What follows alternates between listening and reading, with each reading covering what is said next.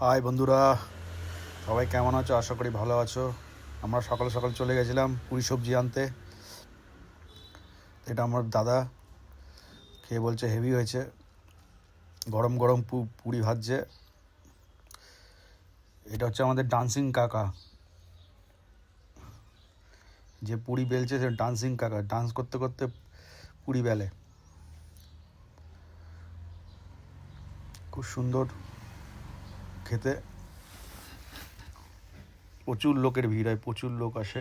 সকাল সকাল 5টার থেকে চালু হয়ে যায়। দেখতে থাকো। আমরা গেছিলাম 7টার সময়, তাই এত লোক।